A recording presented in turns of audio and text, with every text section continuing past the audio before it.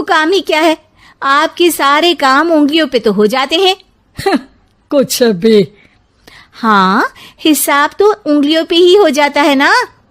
अरे बेटा, ऐसा सिर्फ अभी लगता है, जो मुझे करना पड़ता है ना वो तुझे करना पड़े तो समझ आएगा कि असली काम का पहाड़ कैसा होता है।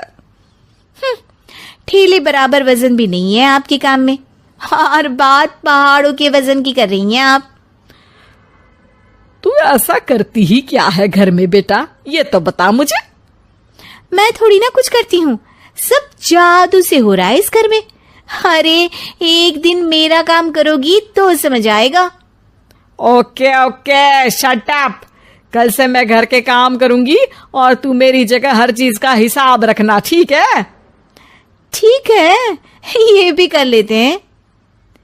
ये सास बहू की डील के बारे में रश्मि के पति अमन को नहीं पता था, और ना ही अमन के पिताजी सुरेश जी को।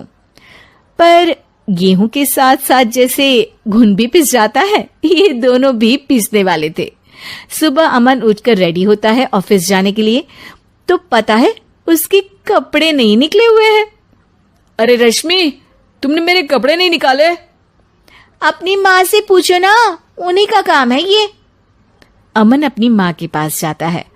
अब मेरे कपड़े आज आप देने वाले हो क्या माँ? हाँ, देना तो मुझे ही चाहिए, पर तेरी बहू ने कपड़े धोने ही नहीं डाले, तो कोई भी धुला हुआ कपड़ा नहीं है बेटा। हैं? ऐसा क्यों? कपड़े तो धोने आप ही देते हो ना माँ?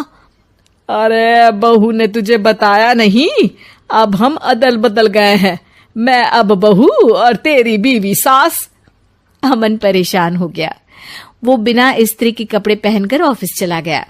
सरस्वती जी अपने घुटने के दर्द के कारण झुककर घर साफ नहीं कर पा रही थी, और ना ही खाना बनाना याद रख पाई। उधर रश्मि पहले ही दिन घर की चाबी घुमा चुकी थी और 300 रुपए का हिसाब अलग नहीं मिल रहा था। पर दोनों का ही घमंड कैलाश पर्वत से भी बड़ा था, और दोनों ही खेमे एक दूसरे की बात मानने को बिल्कुल तैयार नहीं थे।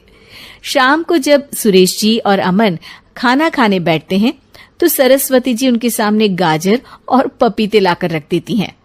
अरे माँ, ये क्या है? ख्याली पुलाव के साथ सलाद।